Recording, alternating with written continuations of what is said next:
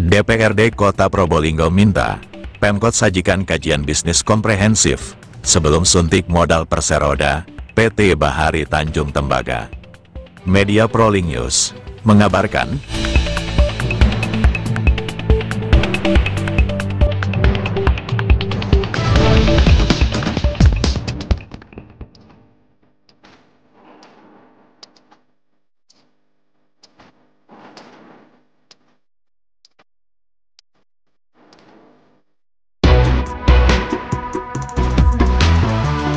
rencana pemerintah Kota Probolinggo untuk mendirikan perusahaan perseroan daerah, Perseroda, di bidang logistik kepelabuhanan, Perseroda, PT Bahari Tanjung Tembaga, disambut baik oleh DPRD sebagai langkah strategis menggenjot pendapatan asli daerah, PAD.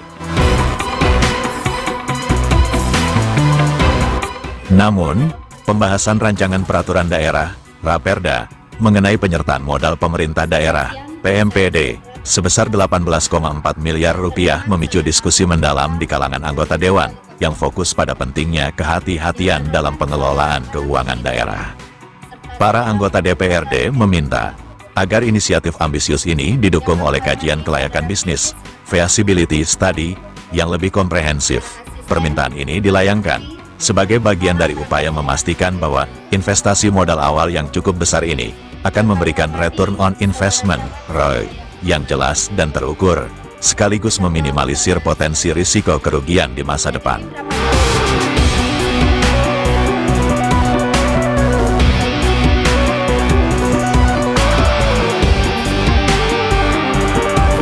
Pada rapat paripurna penyampaian pandangan umum fraksi-fraksi, besaran modal awal yang diajukan Pemkot sebesar 18,4 miliar rupiah menjadi perhatian utama. Meskipun mendukung tujuan pendirian Perseroda untuk mengoptimalkan aset dan potensi pelabuhan Probolinggo, sejumlah fraksi menekankan bahwa besarnya angka tersebut menuntut tingkat transparansi dan proyeksi keuntungan yang lebih meyakinkan. Desakan untuk menyajikan data dan analisis yang lebih mendalam menunjukkan sikap konstruktif Dewan dalam mengawal anggaran daerah. Sikap fraksi-fraksi di DPRD secara umum menunjukkan dukungan dengan catatan terhadap inovasi untuk pertumbuhan ekonomi, dibarengi dengan komitmen untuk melaksanakan pengawasan ketat. Fraksi mayoritas, seperti PDI Perjuangan, PKB, dan Golkar, mendukung inisiatif pendirian Perseroda sebagai upaya out of the box untuk pertumbuhan ekonomi, namun dengan penekanan kuat pada profesionalisme manajemen dan akuntabilitas penggunaan dana penyertaan modal. Mereka meminta jaminan keuntungan yang signifikan dalam waktu yang realistis. 3. Terkait dengan dasar dan kelayakan penyertaan modal, fraksi PDI Perjuangan menanyakan kajian akademik dan analisis yang menunjukkan bahwa penyertaan modal pemerintah daerah pada Perseroda Bahari Tanjung Tembaga apakah sudah layak secara ekonomi, finansial, dan sosial. Mohon penjelasannya. 4.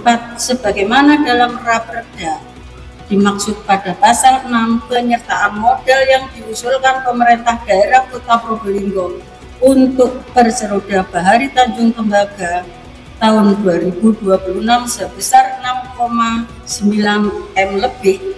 Fraksi kami menanyakan sejauh mana kajian dan penghitungannya, serta bagaimana implikasinya terhadap APBD.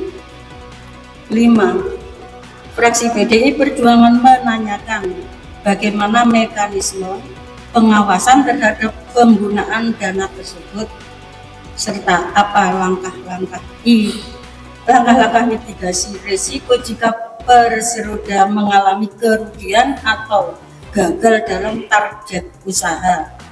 Unsur pembiayaan. 1. Disebutkan dalam pasal 1 ayat 5, 7, dan 8 Rancangan Peraturan Daerah tentang Penyertaan Modal Pemerintah Daerah kepada Perseroda Bahari Tanjung Tembaga bahwa paling sedikit 51% saham dimiliki oleh pemerintah Kota Probolinggo dari para pemegang saham lainnya. Maka fraksi PKB menanyakan, siapa sajakah para pemegang saham lainnya yang dimaksud? Kapan dan berapa nilai saham keseluruhan yang ditentukan pada Perseroda Bahari Tanjung Tembaga ini? Apakah dilakukan rapat umum pemegang saham secara berkala dengan waktu tertentu? 2.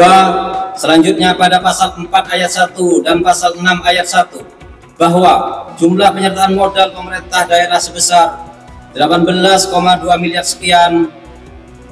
Skema penyertaan modal pemerintah daerah dilakukan dengan rincian pada tahun 2026 sebesar 6,9 miliar sekian, tahun 2027 9,8 miliar sekian, tahun 2028 sebesar 1,4 miliar sekian. Mengingat anggaran penyertaan modal tersebut sangat besar dan mengikat, maka fraksi PKB memandang perlu dilakukan rasionalisasi kembali dikarenakan potensi APBD Kota Probolinggo mengalami ketidakpastian setiap tahunnya, dan hal itu akan berpotensi sangat mempengaruhi pada pelaksanaan rencana kegiatan belanja baik yang bersifat mandatory spending atau kegiatan penunjang lainnya. Mana proses rekrutmen pada tingkat direksi, manajemen, dan karyawan perusahaan? 2. Apakah sudah dilakukan risk management terhadap kemungkinan yang tidak diinginkan dan bagaimana mitigasinya? Mohon penjelasan. 3. Dalam Raperda pasal 4 menyebutkan rencana penyertaan modalnya direncanakan sebesar 18 miliar 265 juta rupiah atau di atas 51% modal dasar. Sedangkan fraksi Gerindra P3, GPIR, dan Nasdem lebih fokus pada mitigasi risiko investasi. Mereka menuntut penjelasan detail mengenai sumber pendanaan, proyeksi keuntungan yang spesifik, serta dampak positif Perseroda terhadap penyerapan tenaga kerja lokal di kawasan pelabuhan. Fraksi ini menyarankan agar penyuntikan modal dilakukan secara bertahap berdasarkan capaian kinerja. Hadirin paripurna yang kami muliakan, dari sisi ekonomi, fraksi GPIR mencermati bahwa Pelabuhan Tanjung Tembaga memiliki potensi besar di sektor jasa transportasi, logistik, dan bongkar muat. Berdasarkan data naskah akademik, arus barang di pelabuhan ini telah mencapai lebih dari 4 juta ton per tahun, dengan tren pertumbuhan yang signifikan. Melihat potensi tersebut, fraksi GPIR memberikan dukungan terhadap kebijakan pemerintah daerah untuk menjadikan Perseroda Bahari Tanjung Tembaga sebagai motor penggerak utama sektor pelabuhan dan jasa maritim di Kota Probolinggo. Dalam hal penyertaan modal ini, juga perlu mempertimbangkan postur perusahaan yang tentu dihadapkan pada dua hal. Pertama, jika pemerintah daerah menyertakan modal dalam jumlah yang kecil, maka perusahaan akan mengalami kesulitan untuk bersaing di dunia bisnis di sekitar pelabuhan. Kedua, jika pemerintah daerah menyertakan modal yang besar, maka kesiapan manajemen perusahaan harus betul-betul didukung oleh basic system dan SDM yang memadai. Oleh karena itu, kami menegaskan bahwa setiap kegiatan usaha harus dilandasi oleh studi kelayakan, feasibility study yang komprehensif, mencakup proyeksi pendapatan, analisis risiko, dan strategi keberlanjutan bisnis. Kami juga menilai pentingnya penyerapan tenaga kerja lokal serta penguatan kemitraan dengan pelaku UMKM di sekitar kawasan pelabuhan sebagai bentuk nyata keberpihakan sosial dari kebijakan ini. Pandangan dan analisis fraksi. 1. Aspek legalitas dan tata kelola. Fraksi Partai Nasdem menegaskan bahwa penyertaan modal hanya dapat dilakukan dengan dasar hukum yang kuat dan mekanisme yang sesuai dengan ketentuan peraturan perundang-undangan, khususnya Undang-Undang Nomor 23 Tahun 2014 tentang Pemerintahan Daerah, PP Nomor 54 Tahun 2017 tentang Badan Usaha Milik Daerah, Permendagri Nomor 118 Tahun 2018 tentang Rencana Bisnis, Rencana Kerja, dan Pelaporan BUMD. Oleh karena itu, kami meminta agar pemerintah daerah melampirkan kajian kelayakan usaha, proyeksi keuangan, dan mekanisme pengawasan yang dapat dipertanggungjawabkan. 2. Aspek kelemahan dan tantangan internal.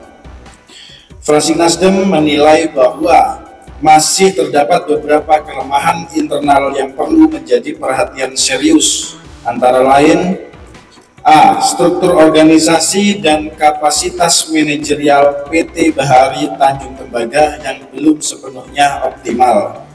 B. Minimnya inovasi bisnis dan diversifikasi usaha.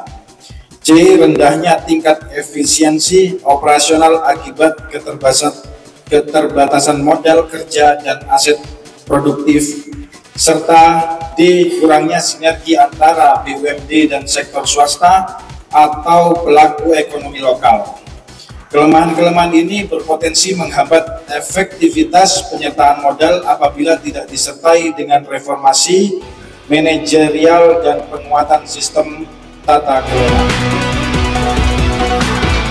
Fraksi kritis kontekstual PKS menyoroti perlunya kejelasan filosofi dan tata kelola serta operasional Perseroda yang baru, meminta Pemkot untuk membandingkan manfaat yang didapat dengan risiko yang ditanggung. Mereka menegaskan bahwa Raperda harus didukung oleh proyeksi bisnis yang bankabel dan tim manajemen yang memiliki kredibilitas teruji. Aspek filosofis dan kepentingan publik. Fraksi PKS menilai bahwa penguatan permodalan Perseroda Bahari Tanjung Tembaga memiliki landasan filosofis yang kuat karena berpijak pada semangat keadilan sosial dan kesejahteraan masyarakat, sebagaimana termaktub dalam Pancasila dan UUD 1945.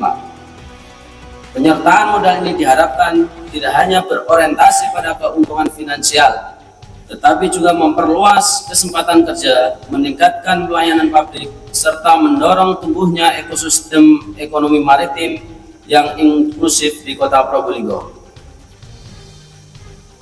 Kemudian bagaimana pemerintah daerah menjamin bahwa penyertaan modal ini tidak semata-mata berorientasi pada keuntungan finansial atau bertambahnya PAD, tetapi juga memberikan manfaat sosial dan kesejahteraan bagi masyarakat luas, khususnya masyarakat sekitar pelabuhan. Langkah konkret apa yang akan dilakukan agar pengelolaan Perseroda sejalan dengan nilai-nilai keadilan sosial, transparansi, dan prinsip good corporate governance? Fraksi PKS mohon penjelasan. Menyikapi pandangan umum fraksi, proses legislasi akan dilanjutkan. Dengan jawaban Wali Kota Probolinggo, proses ini akan melibatkan rapat komisi dan pembentukan panitia khusus, Pansus, untuk mencapai titik temu antara aspirasi peningkatan PAD dan prinsip kehati-hatian fiskal. Wali Kota Probolinggo, Dr. Aminuddin, menjelaskan bahwa anggaran 18,4 miliar rupiah tersebut akan dialokasikan antara lain untuk biaya operasional, pengadaan barang angkutan, dan kebutuhan infrastruktur awal.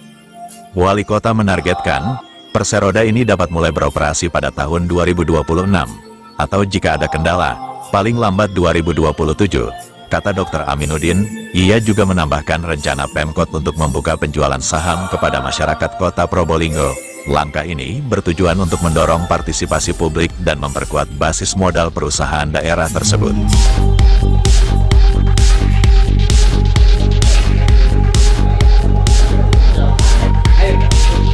Sedangkan transfer keuangan daerah itu sedang dikurangi, seperti apa, Pak?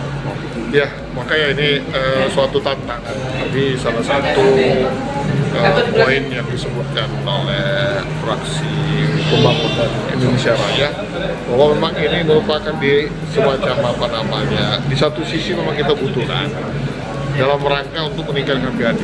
Potensi sangat besar di pelabuhan ini, ya.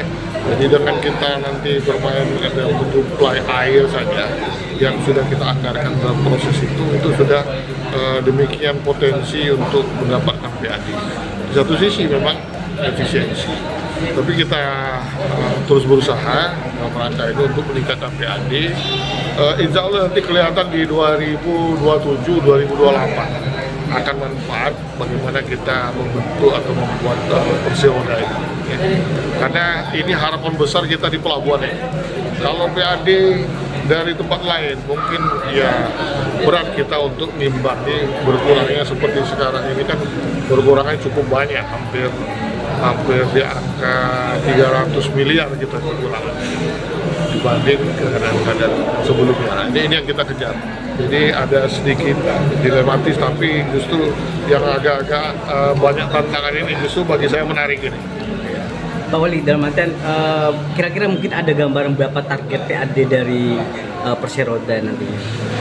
Sementara ini masih kita lihat nanti kemudiannya, karena dalam proses perputaran modal ini kan nanti kita bahas juga masalah-masalah yang lain, mulai dari organisasi, profil mereka yang akan memimpin, syarat-syaratnya, kemudian potensi-potensi yang berhubungan dengan kemungkinan bagaimana dari sekitar 18 miliar ini mampu pertama BIP-nya nanti kita itu.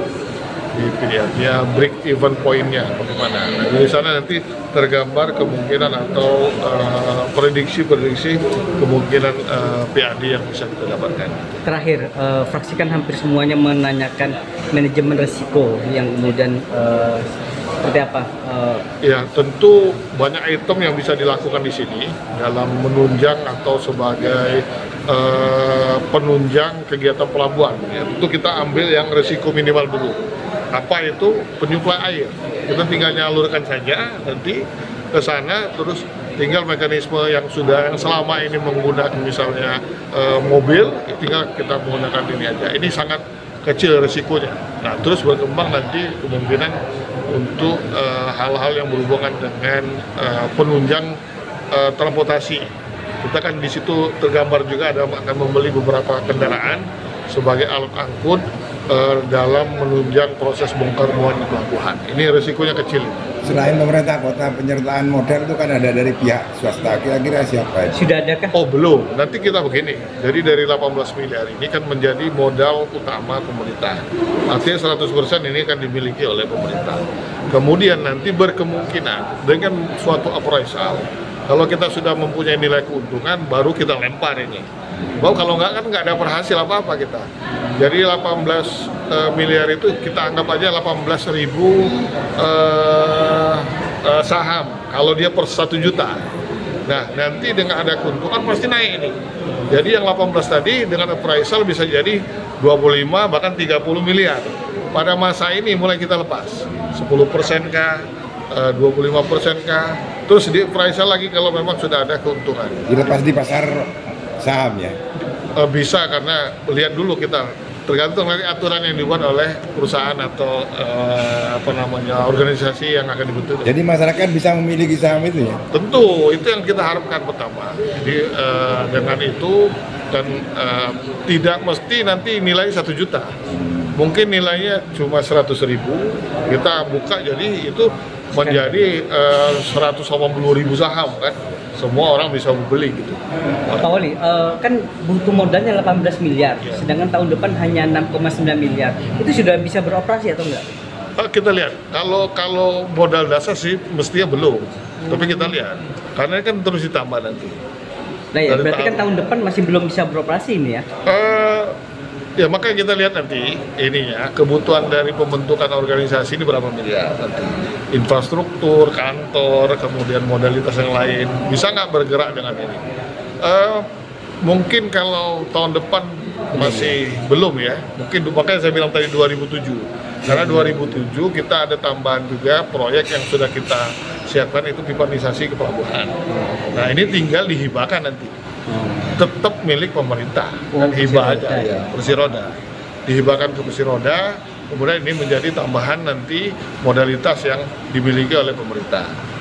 Jadi kalau misalnya itu 18 miliar, ini proyek kalau nggak salah 1,3 sampai 1,5, jadi nanti modal dasar kita 19, Dari kota Probolinggo, Jawa Timur, koresponden Prolink News mengabarkan.